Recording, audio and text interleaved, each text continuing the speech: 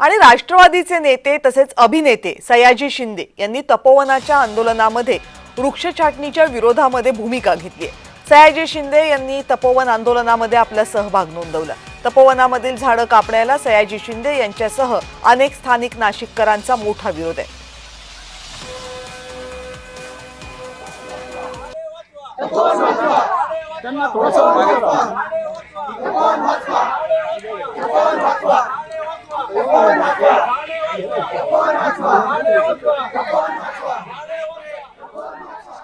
उद्यान विभागामध्ये कर्मचारी कसं काम करतात, झाडं रोपं कशी आणली जातात, फॉरेस्ट डिपार्टमेंट कसं रोपं आणतं, नर्सरी का चांगली करत नाही, या सगळ्या गोष्टीचा अभ्यास आहे।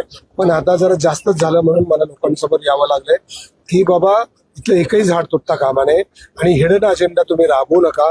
शासनाला विनंती आहे, तुम्ही शासन म्हणजे का आपलीच माणसं ना, आपल्याच माणसाने आपल्यालाच फसवलं तर ती आपली माणसं म्हणायची का?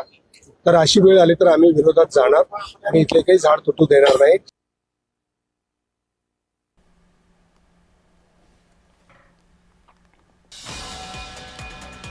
सयाजी शिंदे यांनी तपोवनामध्ये आज जाऊन प्रत्यक्ष ठिकाणाची पाहणी केली। तपोवनात प्रचंड मोठमोठाली झाडं आहेत आणि यातली बरीच झाडं ही येणाऱ्या कुंभमेळ्यात साधू संतांच्या साधुग्रामसाठी तोडली जाणार असल्याची माहिती आहे आणि त्यामुळे नाशिक महानगरपालिकेच्या निर्णयाला अनेकांनी विरोध नोंदवलाय।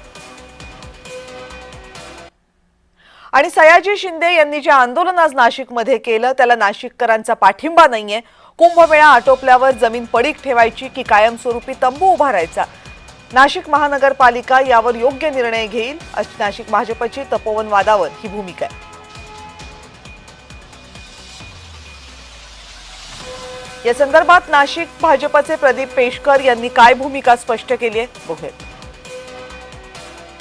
नाशिक दरवर्षी कुंभमेळ्यासाठी नवीन खर्च करण्यापेक्षा एकच मोठा डोम उभारण्याचं काम त्या ठिकाणी प्रस्तावित आहे। त्याचा एक विचार चालू आहे आणि ते जर सक्सेसफुल झालं तर दर कुंभमेळ्याला वेगळा डोम उभारायचा, वेगवेगळ्या साधूंसाठी व्यवस्था करायची याची आवश्यकता पडणार नाही।